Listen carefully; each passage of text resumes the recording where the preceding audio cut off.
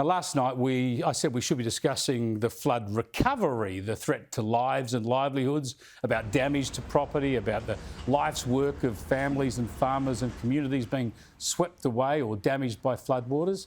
What we should be talking about is recovery and how to properly flood-proof areas that get inundated regularly. But to too many on the left and the political media, it's all been about politics, and more specifically, a chance to bash the Prime Minister.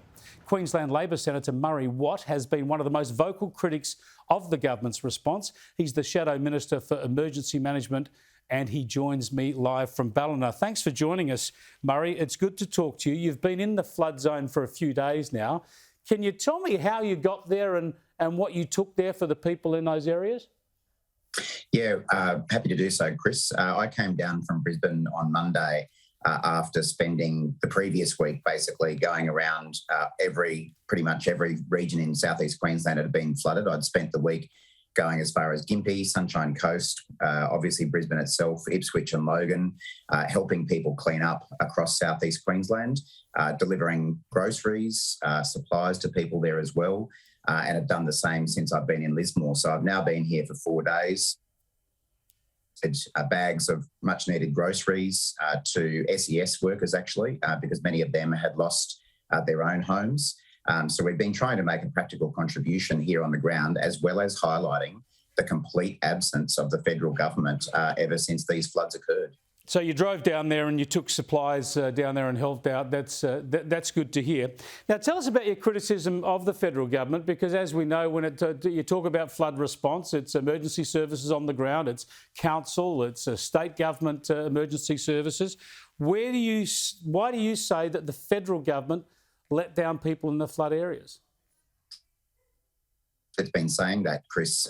That's basically the view of pretty much anyone you speak to in Lismore or the Northern Rivers, where I've also been out and about, and southeast Queensland. And if we're focusing on Lismore for a moment, the fact that there has been barely a federal government minister on the ground or anyone senior from the federal government since these floods occurred has really incensed people.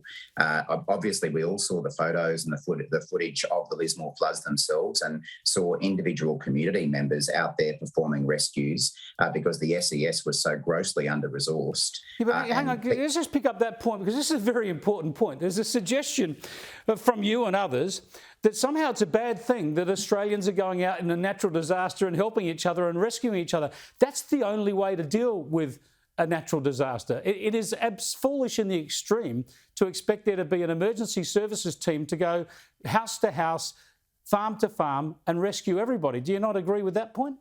Well, Chris, I've never said that. I've never criticised community members for doing the rescues, and I've never said they were the only people doing it. But the fact is, and I'm telling you this, having been on the ground, speaking to the SES workers, speaking to Lismore locals, that people were saying, why have we got to do this all on our own? Of course, Australian community members are happy to pitch in a crisis. It's one of the things that makes us Australian. But they also want to know that their government stands with them in a moment of crisis. And exactly like what we saw through the bushfires, when Scott Morrison and his government was missing in action, it's happened all over again.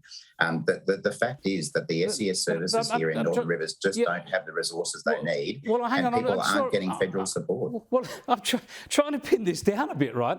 Because, yes, you can't have emergency services on every street corner. Of course, the state emergency service is going to be stretched in a situation like this. But even if you say that they needed more boats or more people, they're a volunteer organisation. Again, this is a state government responsibility. It's in the name, State Emergency Service.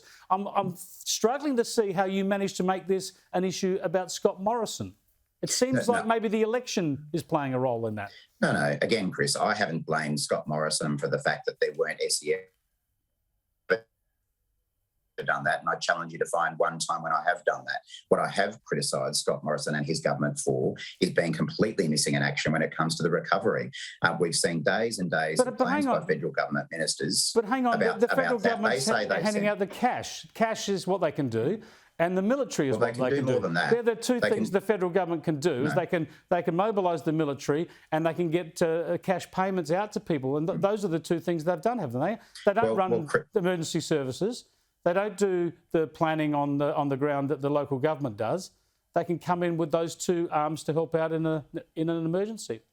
Well, Chris, with the greatest of respect, I've been in Lismore for 4 days. I've seen with my own eyes the very small number of defence personnel who've been on the ground, and I have consistently said that people in Lismore are extremely grateful for the support that they have had from Defence Force personnel. They just haven't had anywhere near enough.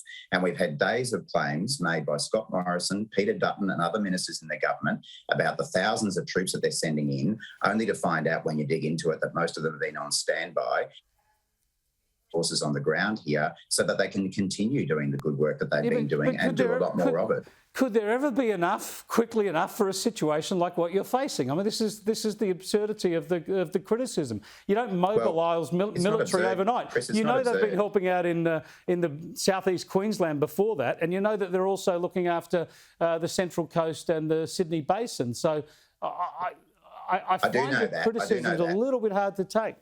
I do know that, and I also know that they've been called upon to help out the aged care system, which the Morrison government has also. Yeah, well, that's another Morrison government failure if you want to talk about that. We have had to turn to the armed forces to help actually get bins taken out at aged care homes. I mean, what an indictment of the Morrison government that is. And yes, they are being called upon to help in these floods. And again, it's not just me saying this. It was reported today that Kevin Hogan, the National Party member for the seat of Page, called Peter Dutton on day one of these floods asking for ADF assistance. And it's taken days to get any material number of Defence Force personnel on the ground. You know, Defence helicopters were there rescuing people while the floodwaters were still at their peak. So I wouldn't. I also know, having been on the ground, that many community members have had to crowdfund their own helicopters to perform rescues and to perform food drops. So I don't think anyone who's actually been in Lismore or the Northern Rivers would quibble with the fact that this government was far too slow to act when it came to getting Defence Force personnel. They inflated the numbers of people who were actually on the ground rather than doing their job and getting support out to people. I mean, feel free to come to Lismore, Chris, and have a chat to people yourself, and you'll find that there is a huge level of anger about the fact that people don't have a government standing with them through the recovery. I would expect there to be anger and frustration, and I'm worried that you're fueling it rather than trying to help out, but that's why I wanted to give you a say on the program tonight. So thanks for joining us, and we'll catch up again. Thanks, Chris. That's Murray Watt, the Labor's Emergency Services spokesperson.